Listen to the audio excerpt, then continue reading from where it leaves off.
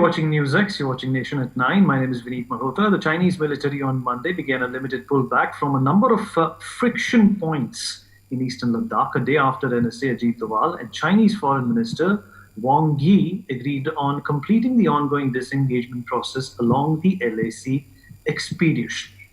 Indian Air Force, however, continues its strict vigil along the border in LAC and deployed its Apache attack helicopters along with MiG-29 fighter jets and Chinook heavy lift helicopters at a forward airbase near India-China border for carrying out night operations. The AH-64 Apache is the world's most advanced multi-role combat helicopter and is also used by the US Army. This attack helicopter is the most modern variant of the Apache helicopter. The IFS has a fleet of 22 Apache helicopters. Apache is designed for all kinds of missions.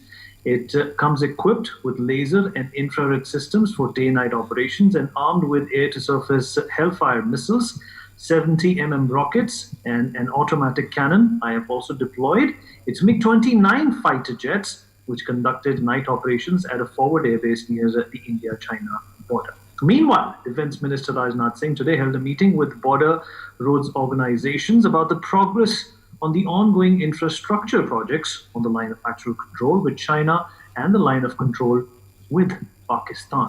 The meeting went on for about an hour, where the BRO chief gave presentations to Singh about the work being done to boost infrastructure and India's border areas. In fact, that becomes extremely important considering what transpired between India and China in the last couple of months. Remember, the standoff continued for over 2 months. There were points of escalation where obviously there were telltale signs that things could have gotten out of hand. And what does this mean? Does this mean that India is going to breathe easy now, or does this mean that our worries will in fact compound from it? We'll talk about this with our notable guest on the panel. Joining me is Dr. Deepak Bora, former diplomat and former Secretary of Ministry of External Affairs, Professor Madhav Nalapat, Editorial Director of the Sunday Guardian, Lieutenant General Sushil Gupta, former Deputy Chief of Army Staff, is also here with us. Good evening to you, sir. And Wing Commander A.R. Giri, former IAF, also joins us on the program. Sumit Peer, political analyst, is also here with us. Sumit, thank you so much for being a part of the show. Professor Nalapat, your assessment of the first steps that have been taken in the direction of de-escalation. But it could be de-escalation when it comes to dealing with China, but there has to be escalation shown pertaining to the infrastructure, the edifice which has to be mounted at the LAC now. Well, Vineet, the fact of the matter is the Chinese are expert at grabbing a mile and then retreating a few inches and then saying they made a huge concession. Frankly, until the Chinese go back to the line that they occupied on the 3rd of May 2020, I would not call it any kind of de-escalation. I would not call it de-escalation or disengagement at all. It can only be when there is a full withdrawal. And the reality is that particular entry was completely unjustified. There was absolutely no reason for it. No, there was absolutely no provocation on the Indian side. In fact, the Indian side, even when the Chinese were mobilizing, the Indian side did not move to do anything because the Indian side did not want to give any provocative message. And then what happened? The Chinese took advantage of that and marched right in. So all along the line now, they have set up new encampments, they have set up new lines. The reality is, they don't have a line of actual control. It's a moving line of actual change. And what happens? They go and they have defined new and newer lines deep into territory which actually belongs to us. So I can tell you, any agreement that says that Indian troops should not, for example, routinely patrol in areas that are acknowledged as being Indian and were routinely patrolled before the 3rd of May 2020, well, in my view, there's no agreement at all. So I would like to say, Vineet, I'm a little surprised at the media, the hysteria about this kind of thing, without knowing the details. We haven't heard from Mr. Doval about the details. Certainly, the leader of this country, Prime Minister Narendra Modi, who has got immense credibility, he has not talked about any of these matters. So, this entire hysteria about disengagement, what are we talking about? You come 1 mile and then you retreat a few feet, and we are supposed to celebrate it? Sorry, go back the full mile. Probably 2 miles. Yeah, probably 2 miles. And General Gupta, do you think that we are getting ahead of ourselves? Even the Indian media has gotten ahead of itself in celebrating this minuscule retreat by the Chinese. And like Professor Nalapat also pointed out, that they come ahead a mile and they retreat only a few inches. That again is a part of the Chinese psychological play, isn't it? I think we have started patting ourselves in the back rather too early. In fact, the kind of media reports that are going around regarding withdrawal, and I think what Professor Nalpat said was absolutely right, that they have to go back on the position that was there in the month of April. Whatever troops they brought in, the mechanized forces, the troops in the garb of training or carrying out exercises, must go back. And once that has been properly verified through satellite imagery, through various drones, through various effects, and also ground supervision, then only one can really say that China has kept to its word. In the last 40 years, we have continued to behave in a very responsible nation. And unfortunately, China has not behaved in a responsible manner at all. Now, if you look at it, even regarding the line of actual control, while the line of control against Pakistan is properly marked on map, is properly understood on ground, it is held by both sides on ground, whereas the LAC, there is no such thing. In fact, in the Ladakh sector, the Chinese has never given us a line on map saying this is their perception of the LAC. And therefore, they keep changing the goalposts. They keep creeping forward. So I think whenever we have any time diplomatic talks subsequently, the first thing that needs to be done is they must lay their thing on ground and tell us what exactly is their perception of the line of actual control in Ladakh. Because if that doesn't happen, we've been wasting our time talking to them for so many years. If we don't even know what is their perception, what are we talking about? So I think we should be very careful while dealing with the Chinese. You must be absolutely certain that they first go back and have status quo ante as it was in the month of April, remove all troops back from that region, and then thereafter, when diplomatic talks are held, must make a position absolutely clear that the first thing on the table is that they must lay down what is their perception of the line of actual control. Absolutely. Ambassador Vora, do you think this ambiguity that China has been thriving on and dwelling on when it comes to the line of actual control, they think it is something that they can maneuver, it is something they can manipulate and get away with it, and that's exactly, sir, what they're trying to do this time around as well. But they cannot, in fact, fool India once again. Mr. Malhotra, you use the right term, manipulate. The Chinese think they're over smart. They are not. They've been trained at the school, at the Pakistani school for scoundrels, along with their Pakistani counterparts.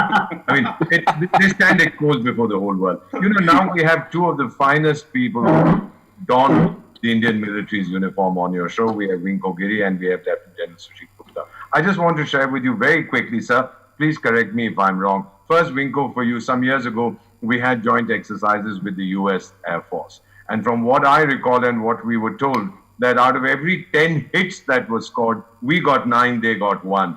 And a very senior American official was quoted as saying, guys, these Indian pilots are unbelievable. It's a wake-up call for us. I think the Chinese don't even want to try that. They don't want to fool around with our Air Force. Second, for the Army. So the Chinese last fought in 1979 against the Vietnamese, where they got clobbered 41 years ago. So the young soldiers who fought then would now be in their late 60s and 70s. They would have retired. They have no idea about modern warfare. Whereas we fought, sir, in 1999, and we are still fighting every day of the year. And those who were young captains, lieutenants, or majors in 1999 are today full colonels, brigadiers, or whatever. They have experience of fighting. The Chinese know this too. So I'm afraid, sir, that they have been trying to fight at a psychological level. They are not at all willing to fight at the physical level. And if they do, sir, that will only hasten the collapse of a system that is rotten. With apologies to William Shakespeare, something or everything is totally rotten in the state of China. Well said. Sumit Peer, something is rotten in the state of China, but we have to look out for our own interest. The way things perpetuated this time around, India does not want to see a repeat of that. What is required at this moment? Vineet, the most important point here is that, I just see it as a beginning. I don't see nothing more than a beginning. So the media hype and all that they have left is not justified. Vineet, one important point here. In 1962, a similar agreement was reached that they will retreat or they will go back. They came back after 97 days with full valor and machinery and men and attacked us.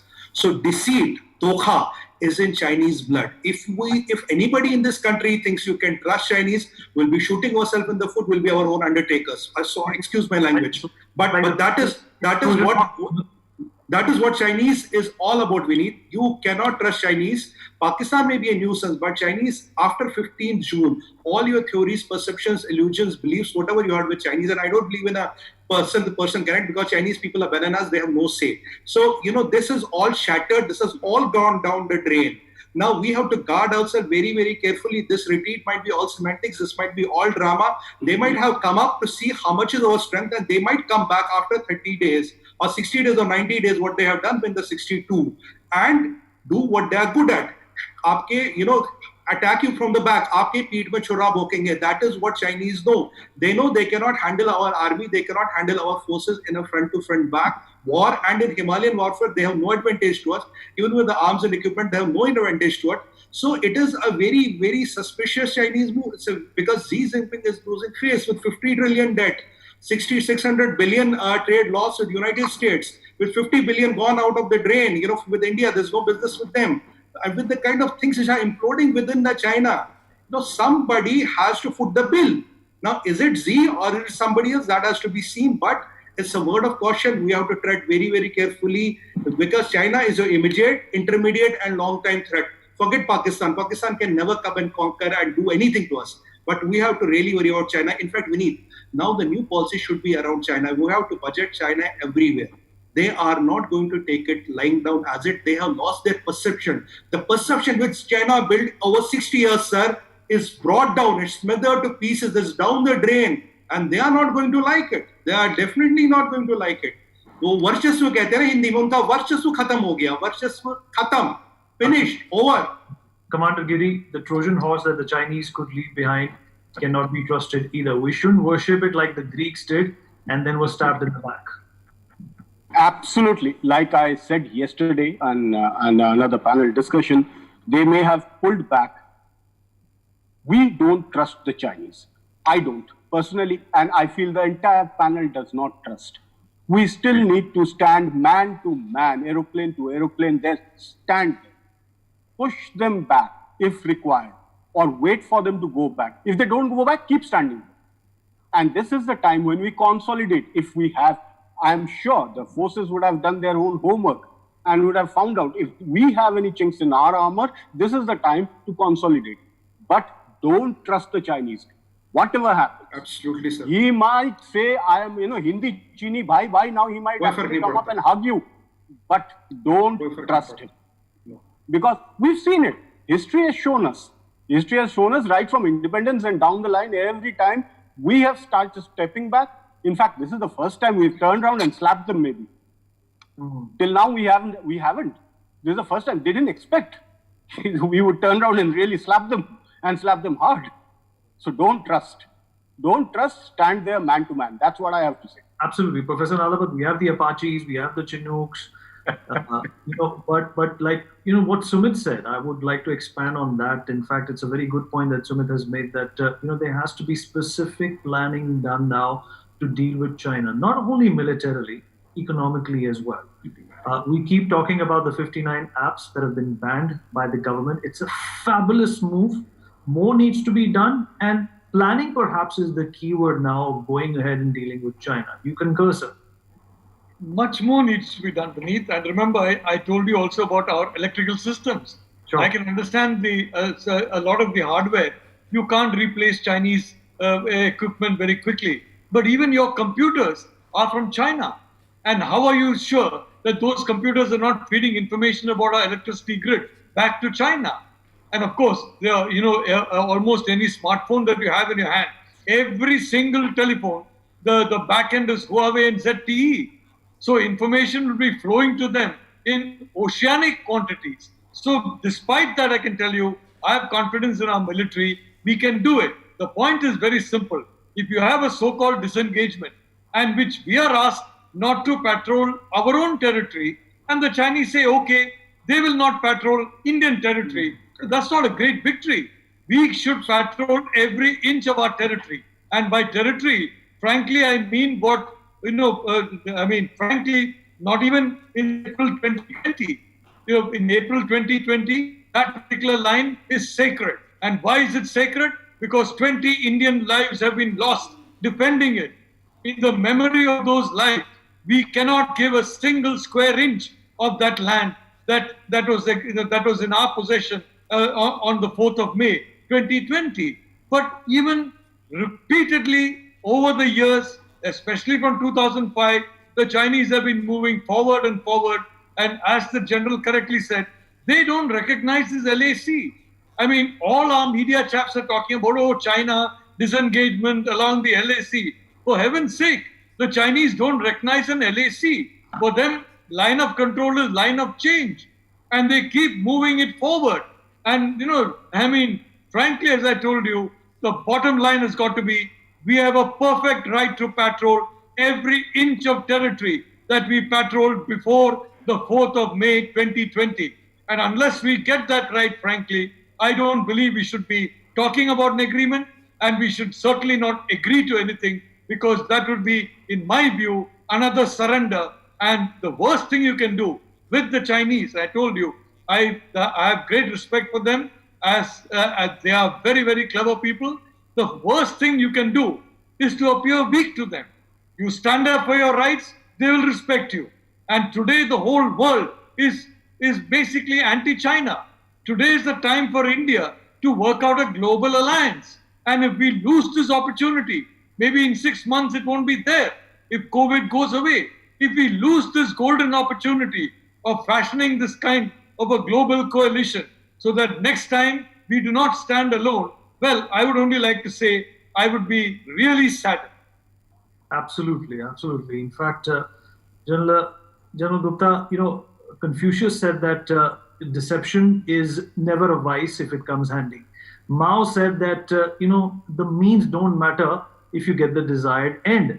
There are perhaps two ways of looking at what the Chinese have done in the last 24 to 48 hours. One is that, they have bitten the bullet. And the other is they perhaps are buying time. Well, one thing is very certain. All the elite panelists out here have agreed that the Chinese cannot be believed. They have a philosophy that do something, make them believe something else. You make someone believe something else, they do something else. Well, that has been their philosophy and their tactics from right beginning. In fact, I brought it out earlier too, that what they plan, how they have been planning from the last 70 years, how to dominate the world, and they have actually moved forward by all deceit in all directions. Now, I'll tell you one thing, that we all understand that the Chinese cannot be believed. And one good thing that has happened is a lesson that we learned after the 15th of June was that the troops on ground now are very, very certain that they are not going to come under any sort of illusions about the Chinese withdrawal or not withdrawal or the capability. They are not going to. And unless they actually verify it totally, they are not going to loosen their guard. So one thing is very certain, that this has also taught us a lesson. And I must say that Chinese forget their lessons fast. In 67, they'd been given a thrashing by the Indian Army at Nathula, a real nice, good thrashing at Nathula. And they have possibly, it's been a long time now. That's why possibly no one in their hierarchy now realizes that to come and deal with the Indians is not a joke. And as rightly brought out by the ambassador also, when we talk about our Air Force, man to man, and they are no match to it. Whatever machines they may have, but finally it's a man who flies the machine. What kind of pilots and the flyers that we have today are unmatchable. They just can't even think of matching up with them. So all said and done, as the Prime Minister said, that only the enemy recognizes strength. So I think the Chinese have also now recognized our strength, and we must capitalize on it. We must totally capitalize on it without giving an inch, without even considering anything about the issue. Right. Ambassador Vora, do you think that the Chinese have recognized our strength, or do you think they've gone back to fetch the cavalry? They've gone back to lick their wounds. That's basically what has happened. Entirely agree with what the General has said. Chanakya had said this many hundred years ago, only power can contain power. And they have seen India's power, sir. There's no question about it. Professor Nalapat spoke when he talked about not trusting the Chinese. He was speaking not just for the 130 crore Indians, he was speaking for the 750 crore people of the world who don't trust the Chinese a bit. The Chinese don't know how to deal with 85% of the world's population that has emerged from a colonial experience. The Chinese think that they can replace the Brits or the French or the Spanish or whoever was ruling over parts of Asia and Africa and Latin America. No, sir. That era has gone. And if I may just take a minute, sir, if I have that time. Sir, this is a press release that I have prepared for the 7th of July, 2025. 7th of July 2025, that a delegation from Democratic China is visiting India. They had gone to see the Galwan Friendship River, the recent democratic elections in Democratic China that brought to power this particular party. The delegation was from that party called the China Justice Party, otherwise known as the CJP. And asked about what happened to the former communist leaders, they said they were enjoying their vacations in Cuba and North Korea. Democratic China has recently established diplomatic relations with the Republic of Baluchistan and the Pakhtun Federation, as well as with the Buddhist Republic of Tibet and the Uyghur State. Now, this is going to be released on the 7th of July, 2025. I was only crystal gazing, sir. Sorry about this. Sorry to bring the discussion down to something so fundamental. Sorry. No, absolutely. Absolutely. Ambassador Vora, at the least, it sounded utopian, if I may. Well, today's utopia may be tomorrow's reality, sir. Absolutely. Right, absolutely. Sumit, we in fact are running out of time, but what's been your assessment of the ambivalence that China has shown at the LAC? See, Vineet, when you push, I remember a gentleman called Joseph Goebbels, the propaganda manager of Hitler, who used to say, if you say a lie 1,000 times, it becomes true. And these communists and Nazis don't have everything in common. Only the names are different. So I think they didn't get the clue this time from Shinzu. They got the clue this time from Joseph Goebbels. For more such videos, subscribe to the NewsX YouTube channel, hit the bell icon.